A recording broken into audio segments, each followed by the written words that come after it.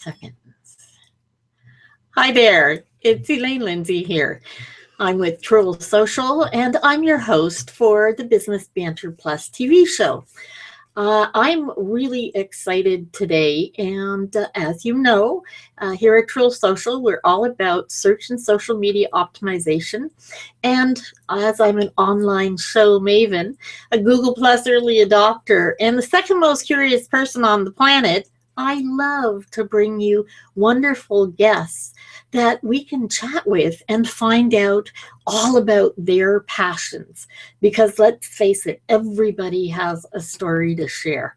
So make yourself comfy, sit tight, and I'm going to introduce you to my lovely guest, Tina Dietz. Hi, Tina. Hello. We're only going to be getting Tina audio today, and she's a real trooper, so we're going to go ahead and do this anyway. People who know me know I'm not all that happy being on video all the time, so this could be a challenge. I want to tell everybody a bit about Tina. Tina is the founder of the Start Something movement. It's out to fulfill her mission, get this people, igniting 10,000 thriving businesses. Now wrap your head around that. That's a really ambitious goal. She's an internationally acclaimed business coach, best-selling author and speaker. She's the host of the Start Something show and a fourth-generation entrepreneur. She's a therapist who's well familiar with the challenges of raising a family and juggling multiple priorities while growing a business.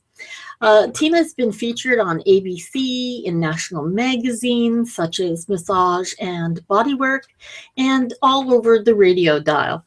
Tina and her family live internationally, and they're currently living in, get this, Costa Rica, Florida, and New York. Get yourself over to the startsomethingshow.com and be sure to join her movement and become a super starter. So again, welcome to the show, Tina.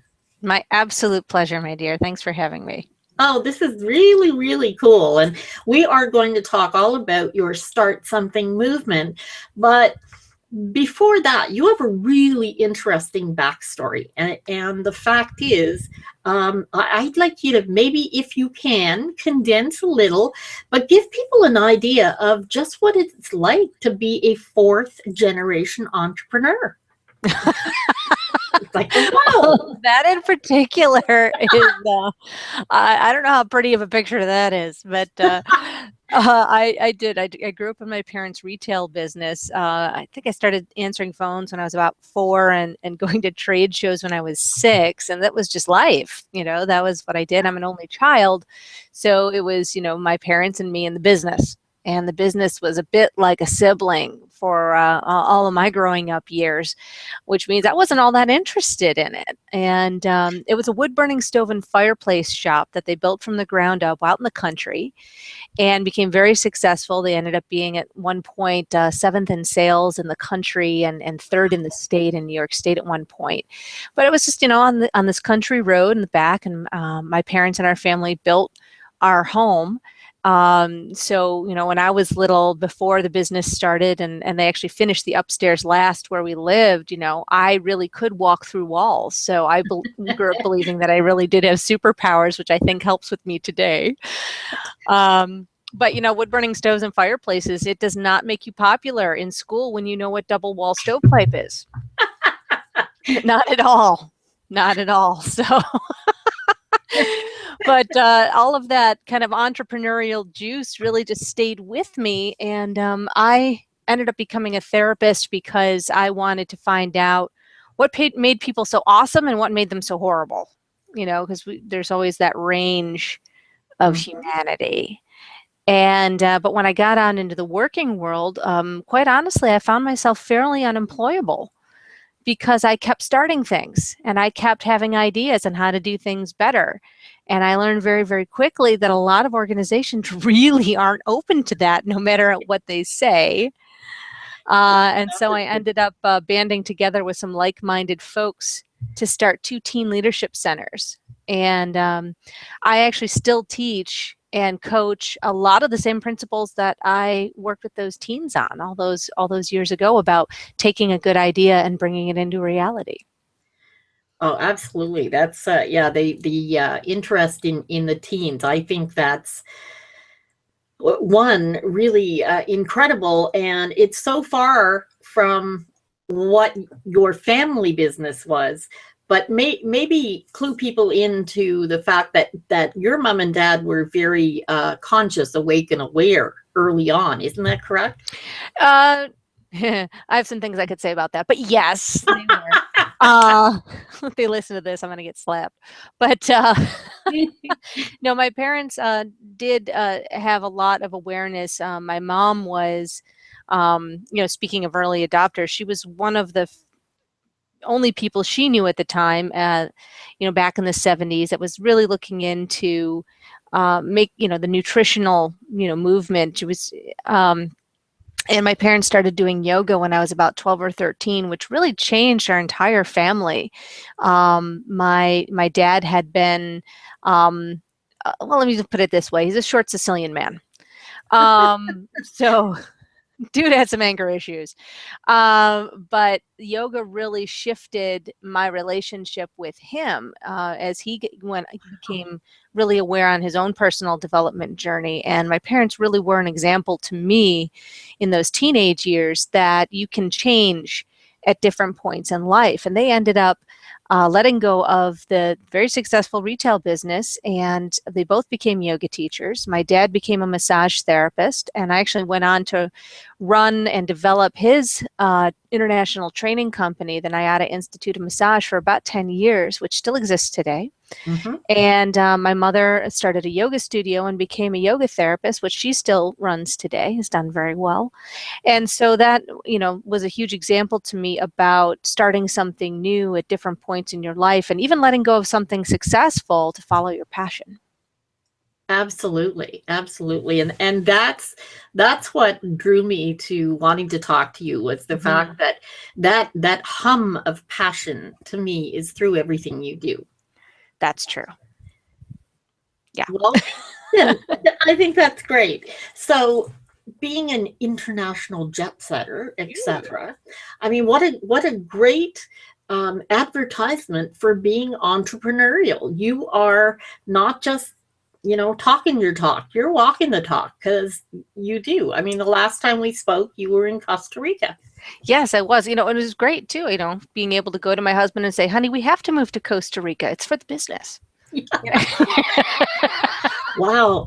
Now that's I really see, isn't that a good one? It's a good one. Yeah. It didn't take much to talk him into it. No, it didn't. No, well, living in New York, and I can understand that. Yeah, we were originally from the Buffalo, New York area, and my husband and I both grew up in what's called the snow belt. Yeah. And it's called that for a reason, because you usually feel like the snow is around your neck, tightening like a belt. But I've gotten to the point where my body just won't tolerate the cold anymore. Yeah, I can understand that. Yeah, and it's funny because since I've started the Start Something show and interview, actually, you're going to be on an upcoming episode. I'm really excited about that. Well, and a bunch of my colleagues really finding out that it's funny, some of the most successful entrepreneurs are the folks that are really dealing with the largest challenges, not just in the past, but in the present, especially with physical and issues. So that's so true. Find out. So true. Yeah. Well, something in some of the literature and some of what you have out there really intrigued me. Okay, you talk about an Oasis-based business. What does that mean? Well, it's funny because the picture that's there showing of me is kind of my Oasis-based business poster child shot right there. An Oasis-based business doesn't necessarily mean that you live somewhere tropical or live somewhere like a desert. What it really means is that you are designing your business so that it operates like an oasis. And that means that it not only nourishes and replenishes the people that come to it, but it also nourishes and replenishes you as the owner. And that is absolutely crucial, especially for solo entrepreneurs, solo business owners, who are the majority of folks that I work with, because you are it. As a solo, you're it. Even if you're running a team, even if you've got people who are handling things for you, you're we're the franchise players of our businesses, and we need to treat ourselves as such. If we were in the NBA, and I'm not a big sports fan, but I love this analogy, and we were the franchise player of that team, holding everything together, the center, the leader of that team, then our stuff would be handled for us. All those resources would be around us so that we could really focus on what we needed to do to generate and fulfill the purpose or the mission or the goals we were there for. So we got to kind of give ourselves the benefit of that, even on that individual basis. So that's really where it comes into developing an Oasis-based business. Wow, that's a really great analogy. And I kind of went off on that tangent because it did relate to, not only is it an oasis for your insides and your outsides, but you've actually taken it to the level that it's an oasis, as you can see, with the lovely pool in the background. And you're really living that one for sure. Yeah, well, what you can't see in that picture is the pool, as the ocean was across the street. So that's even better. Yeah, that was really lovely. I like that. That's Playa Coco in Costa Rica there. Highly recommend. Oh, yeah. You know what the cool thing is about all of that, though? What's that? If you really want to have this kind of mobile lifestyle, if you are, set up your business designed this way, you don't need a lot of money to do this, by any means. Our household income has gone down in the last year. My husband stepped off from his corporate job because we needed to release him from that 9 to 5 and from him feeling like his soul was being sucked out through his guts, in working in the company he was working for. And we said, you know what?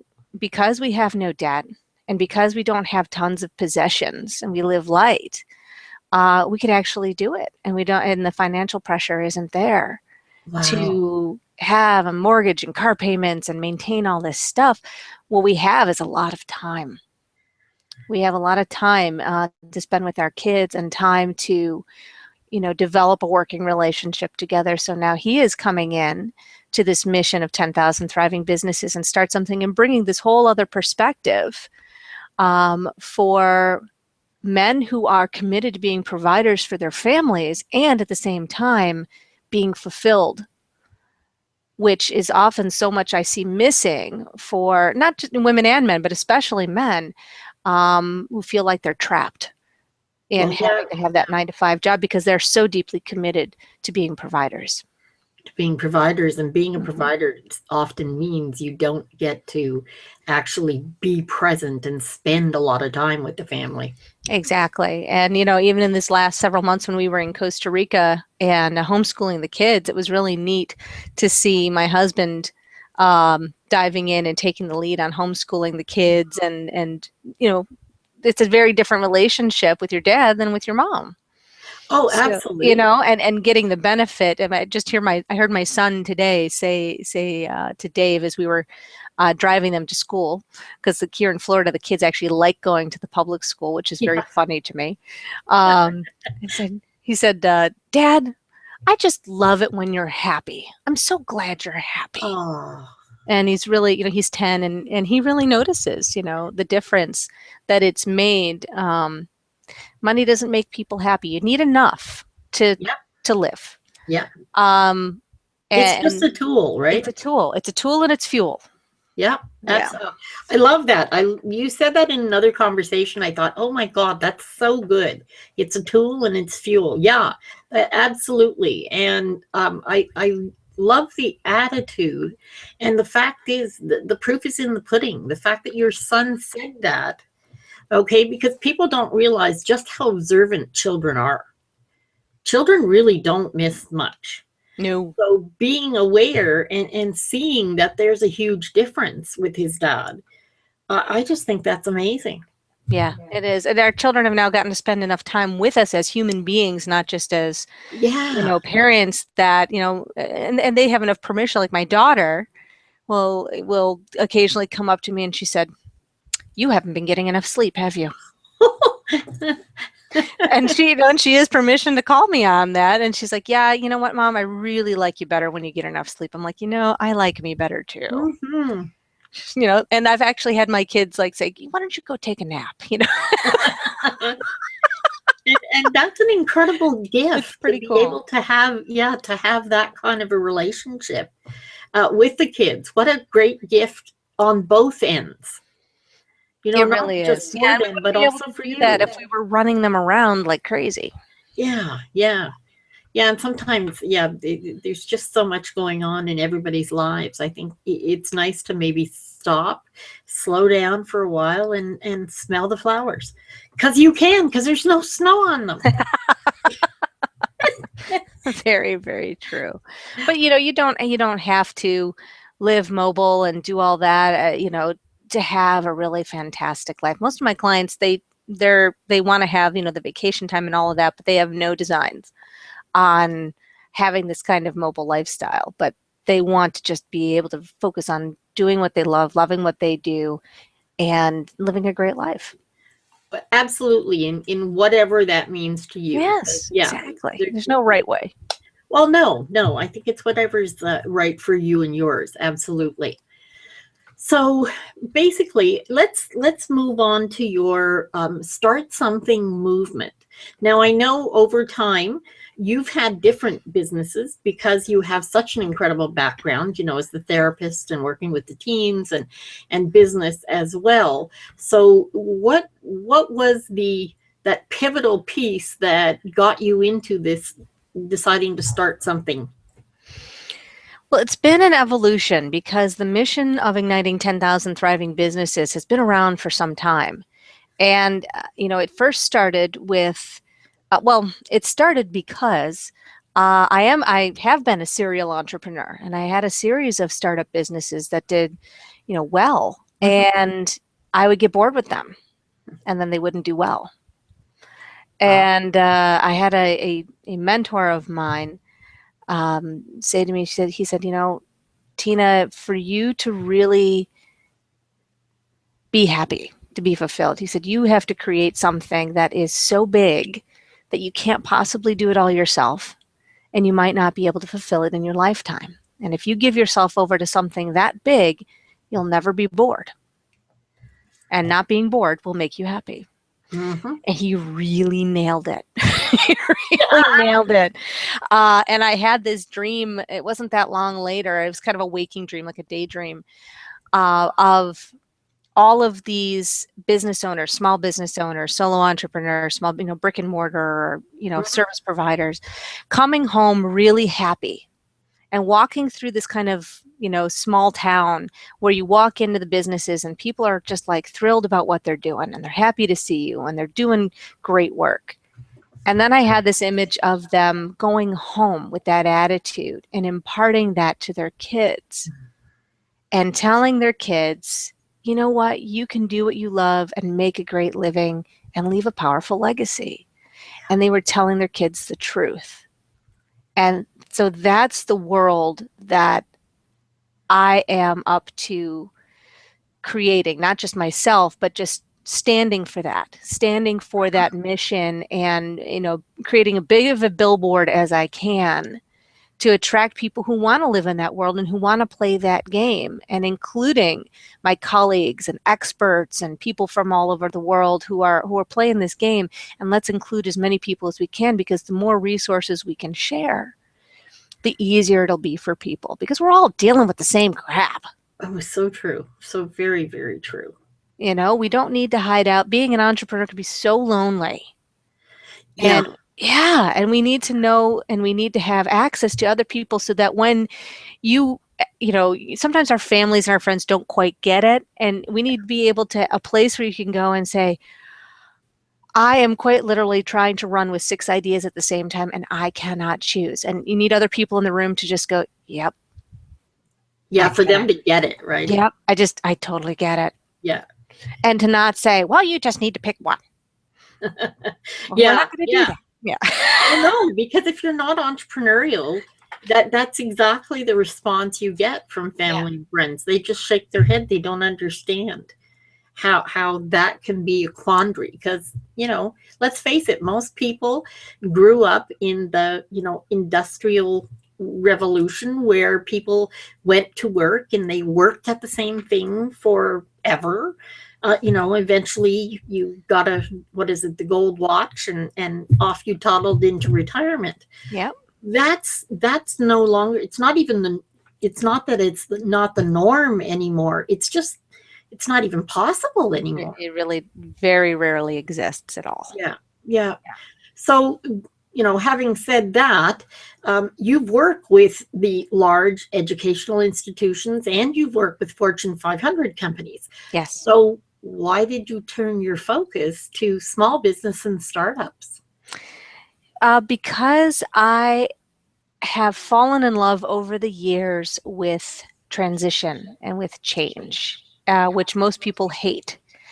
And it's not that I occasionally don't hate it. Sometimes I do, but I've had so many, and I've had to deal with so much change and transition in my life that it's, they say you need 10,000 hours to become an expert at something. I've got far more hours than that into that process. And when we allow ourselves to change, to evolve, and to grow, amazing things happen. And small entrepreneurs and solo entrepreneurs can make changes much faster than large organizations. Yeah. So that's one side of it. The other side of it is, and it also has to do with the fact that I don't really have a lot of patience for bureaucracy. So working with small businesses is good for me, for my sanity. Yeah.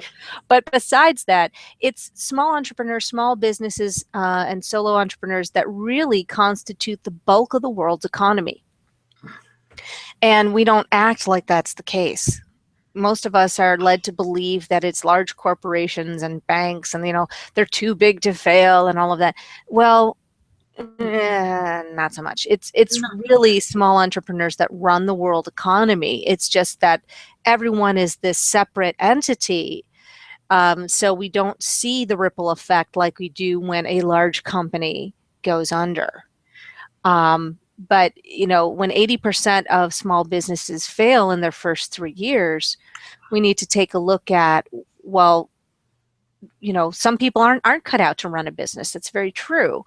But if they're not cut out to run a business, how can we boost the small businesses that are successful so that other folks actually have a place to work? Absolutely. That's a really great point.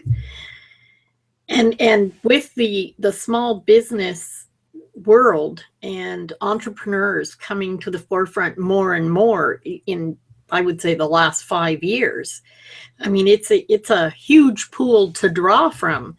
And in all honesty, I think this is where we're evolving to. It is.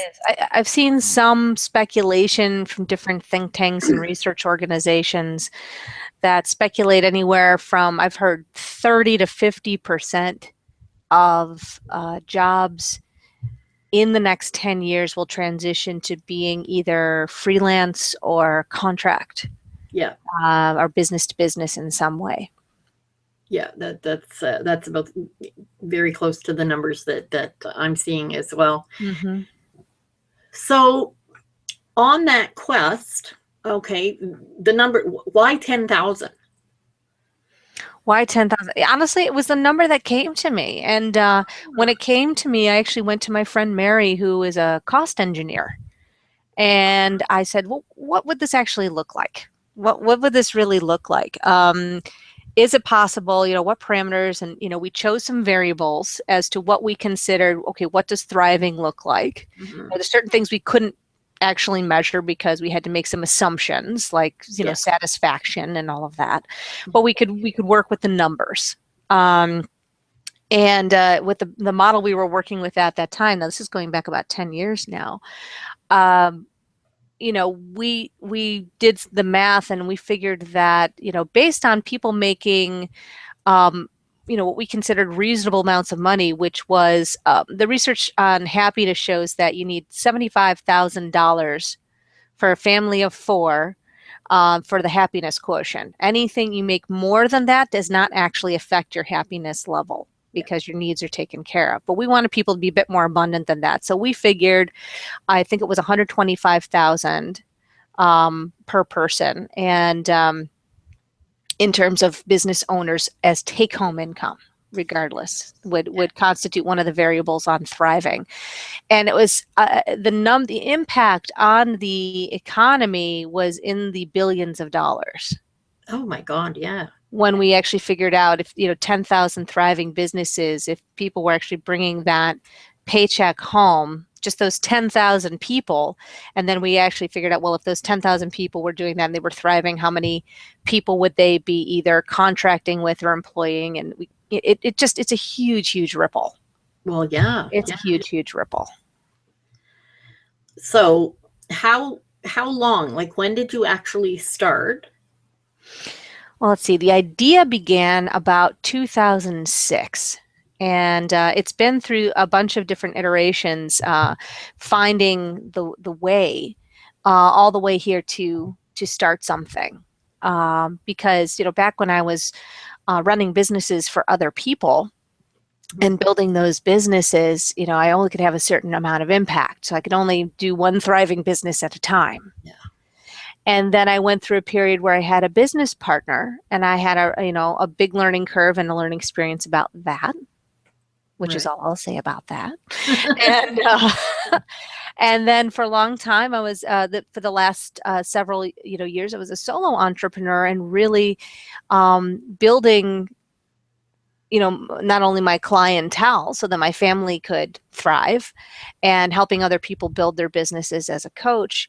It just got to a tipping point where I quite literally had this kind of download, as I'll call it, that it was time to expand more to a community model where I could now really include all of the incredible people that I had developed relationships with, who were, teachers and mentors and coaches and authors and service providers of all stripes, to kind of gather around and really build this tribe so that it's not about, this is Tina Dietz doing coaching, but rather kind of being a wellspring or a curator of things, and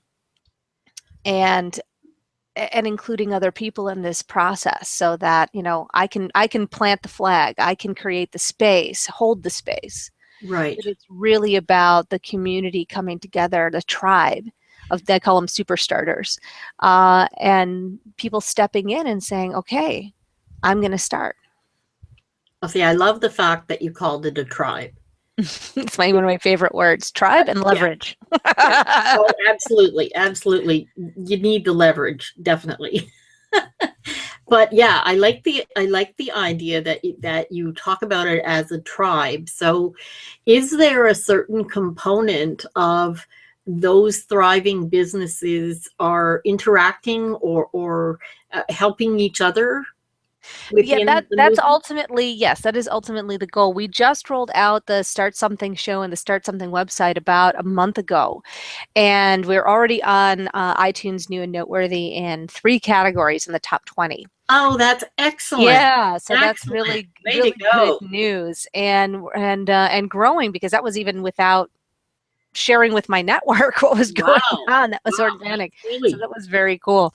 But now what we're doing, we have the super starter tribe. People can opt in. There's tools for people. You can take the super starter pledge. We have these cool, what we call Super Spark motivator cards.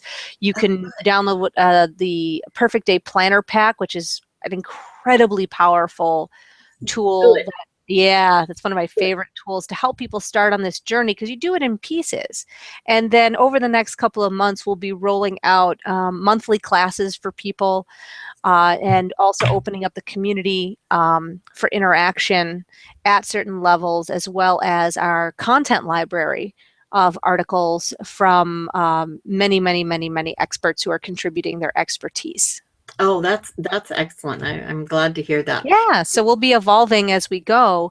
And part of why we're not just like landing everything and everyone is we want to be responsive to our tribe and say, if the tribe says, hey, you know what, we really need to know more about this, then we can flex and bring people in to address that need. Oh, that's really good.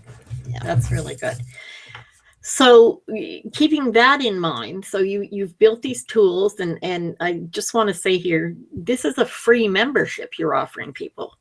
Yes, we do. We are rolling out additional membership options for people who want to go deeper. But yes, you can absolutely join for free. And the show, of course, is free. The content library is free. Um, the pledge, the spark cards, and a bunch of other things too are free. And then when we start rolling out the other levels, it's not going to be all nuts. So I could go on a bit of a rant about the coaching industry. Yeah. I will save it for another time. But an essential, I think an essential component of really being in service to people, especially when you're talking about having people step into developing businesses, I wanted to make sure that we were sensitive and responsive to people who were dipping their toe in the water. Sometimes it's not appropriate for people to jump whole hog into spending $20,000 on a massive VIP program. Yeah. Sometimes that's absolutely appropriate. But you can't have a one-size-fits-all solution. So our first levels of membership are going to be for what I call Netflix money. Right.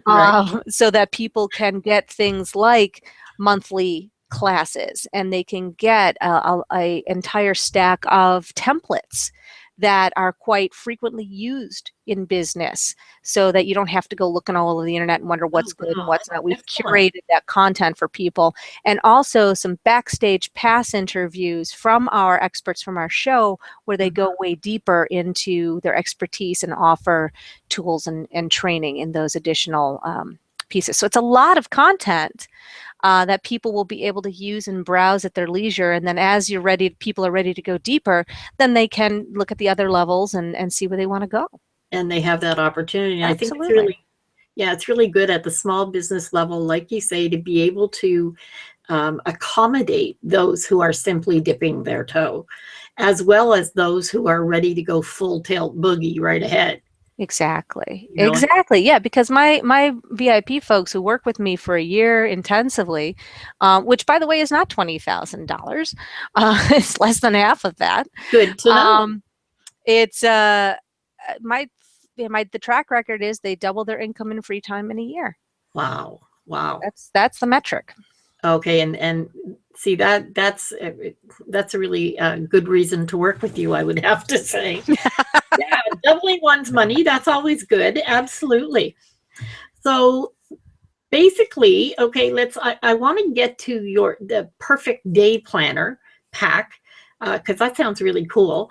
But what do you think? I mean, you've dealt with lots and lots of businesses. What do you think is the single biggest thing that stops people from having the lives they want?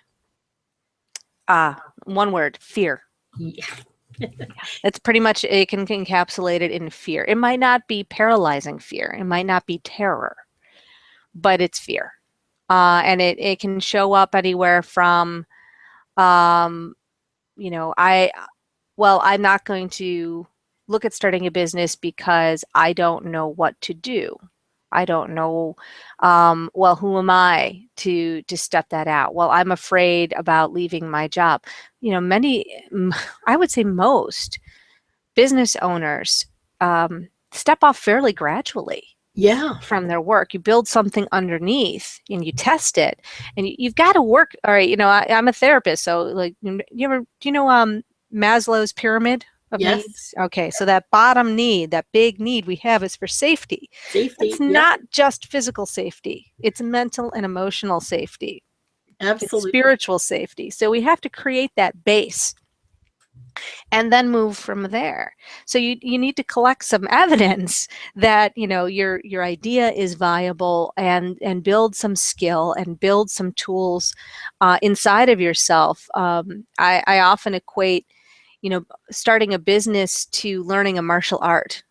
And you would not walk into a dojo on your first day and do some sort of flying, spinning, kick, breaking 6 boards. No. And to expect that you would actually be incredibly arrogant. Yes, it would. Right? So when you go in and you learn, the first thing that you have to be is coachable. And the first thing you're going to learn is how to create a stable base, how to stand. Wow. And it's absolutely no different in business, because even before you build the foundations of your business, what you're building at the same time is the foundation inside of yourself, those internal muscles. Yeah. The mindset and the habits that are going to all mesh with you having this Oasis-based business, with having an opportunity to fulfill on what you really want to do. So it's a journey. So it's definitely a journey. And that's a really good point. And it's funny, because I think people lose sight of the fact that it doesn't matter what you're doing. It can be online, it can be bricks and mortar, but whatever you do, I'm always saying to my clients in search and social, same thing, you need a good foundation. Yes. Because without the foundation, things just crumble. Eventually they crumble and fall.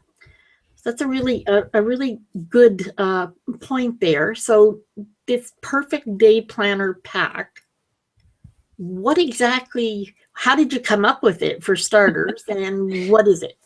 That was the brainchild of someone, me, who is an enormous brain nerd, and also loves things like finger paints at the same time.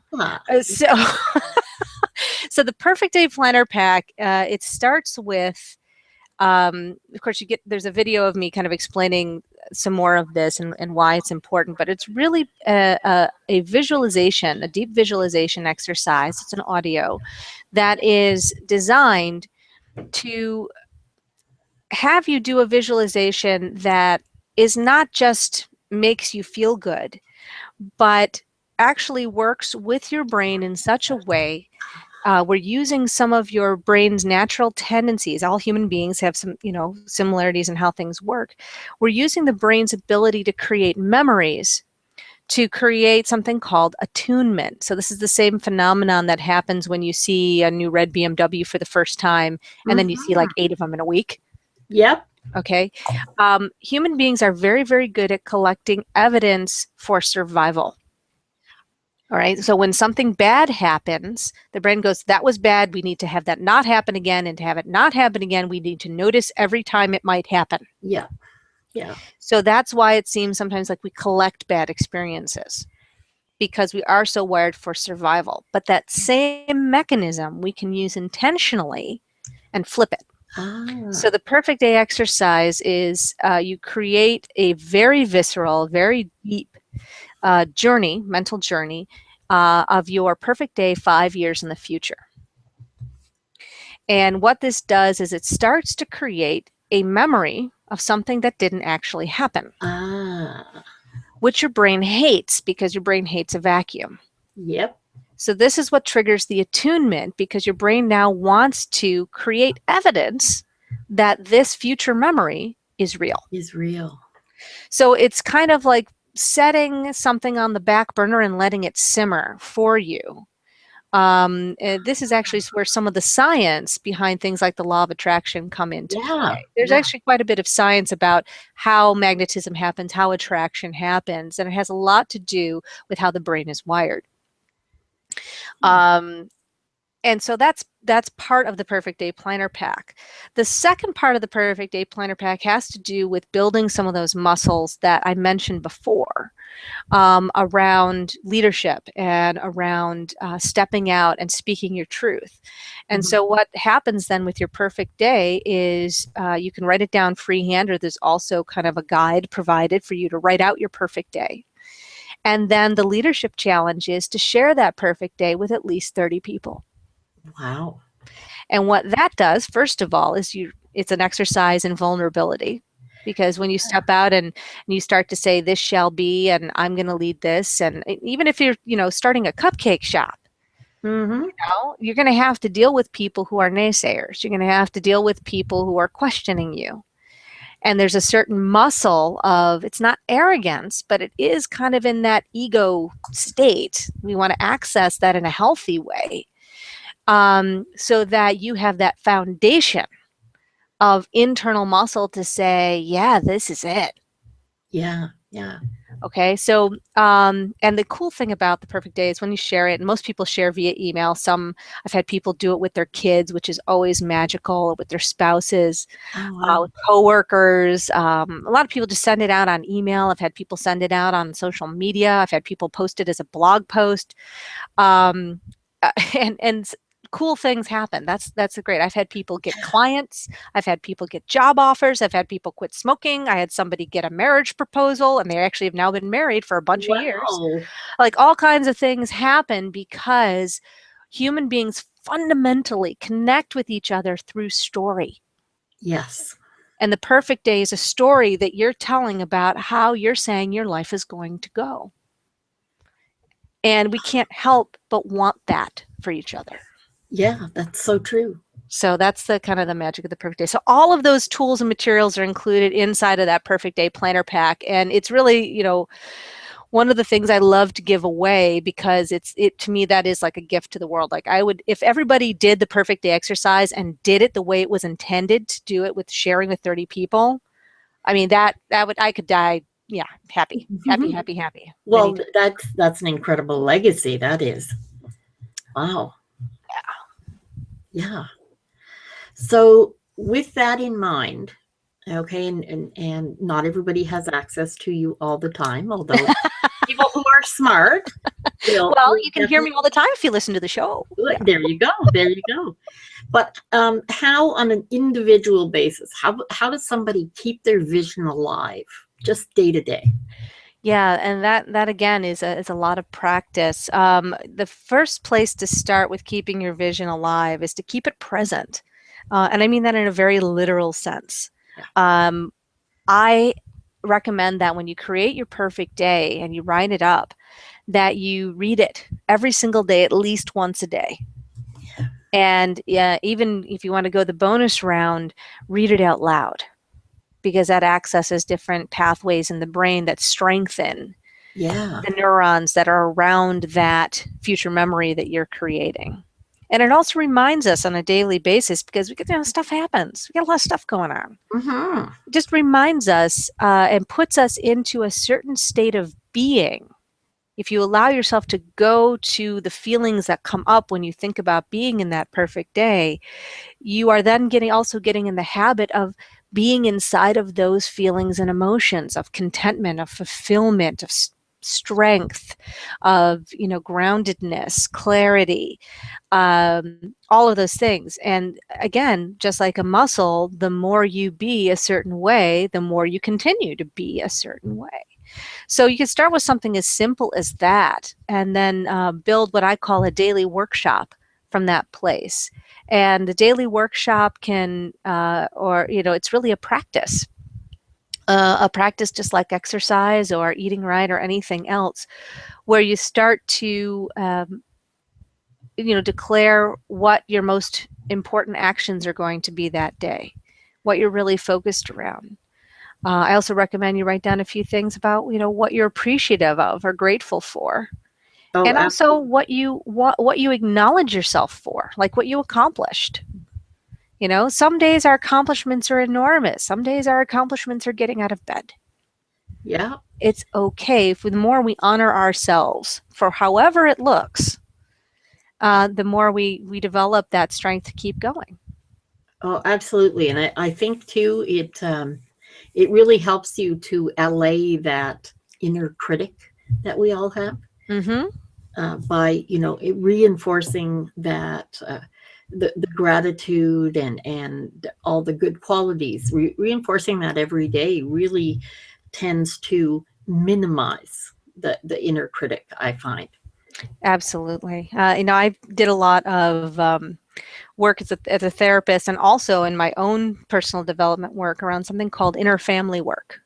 Oh. And this is where you actually access those voices or aspects of yourself that are in your head. And you give them voice. Yeah. And you give them voice because it's the repression that actually causes the issue and causes the suffering. Yeah. And many times what we think are negative voices in our heads actually have something awesome to tell us underneath. Yes. Because they represent an underlying commitment or an underlying concern. But we only hear the surface chatter of the, what are you doing? You can't do this. You're not good enough. You're fat and ugly and stupid. Right? And if we keep smashing that down, they just keep getting louder. But if you actually go into it, which is some of the biggest challenge that we often have, because I've done this myself and often had the sensation where it's like, am I going to die if I let myself feel this? Yeah. Yeah. And it's something we all kind of have to go through to go on to the other side and say, wow, I'm still alive. That was a feeling. It wasn't an actual thing with a knife that was going to really actually kill me. And you have to kind of walk through some of those doors and develop this capacity for sensation, for feeling, for dealing with these conversations that happen in your mind. There was a very intense period of my life in my own development where I would quite literally have internal board meetings and have conversations with these aspects of myself in my head because they had stuff to say. But it was extremely powerful work at the same time. I just got the greatest visual. Yeah. Beautiful long boardroom, and there's a lot of people there. There's a bunch of them, and and you give a 6-year-old a gavel, all kinds of crazy things happen. God. Yeah, I know. Yeah. All kidding aside, this is something I want people to take away from the fact that we're talking here about something that's really, really serious. We're talking about your lives. We're talking about being entrepreneurs. And yet, in all of that, we're laughing because I think, having a sense of humor is fundamental to being a complete being. And I think it fits within the parameters of being a good business person as well. I think we have to be able to laugh both with us and at ourselves. Would you agree? I could not agree more. I could not agree more. We can get super significant. It's part of how we're made up, to get super significant and serious about things. And there's a place for seriousness. Yeah. But being significant, and and I trained to be in musical theater, so I know my drama. I enjoy my drama at times, but there's a spot for it, and it's always the question. And it's funny, I just posted this in my message to my community this last week. The 2 questions that are really powerful to ask yourself on a daily basis are, how does this fulfill my mission? And what would love do? Oh. So that's, when you're making choices and making decisions, those are the 2 questions that I think it's important to come back to make powerful choices, not only about what you do, but how you're being. How you're being. Yeah. That's really, really good. Now we're wow, time's just flying here. I want to ask you a question that's a little to the side of the topic, but because I know that you have a background in yoga and you have a background in therapy, and to me you're just a very well-rounded individual. Where do you believe meditation fits in all this? Meditation is an extremely powerful tool, and I honestly don't meditate. Oh, wow. It's no, I don't. I do a lot of visualization and relaxation. I do a lot of, but meditation is very distinct. So I'm using the word meditation in a specific definition. So meditation in meditation, you would not be using music or visualization or all those things. All of those are really lead ups to meditation. Meditation is the withdrawal of the senses in the very literal sense. We're talking about it in the yogic traditions. Yep. Yep. It is silence and being with the silence and quieting the mind, which can't be forced. Because to quiet the mind, you actually have to allow the mind. Because as soon as you push against it, it pushes back. So one of the reasons that a lot of folks think they can't meditate is because they're like, well, my mind can't be quiet. It's like, well, yeah, that's part of it. That's part of the journey of it. So I think it's an incredibly, incredibly powerful tool, and highly recommend it. The tools that I use tend to be more walking in silence.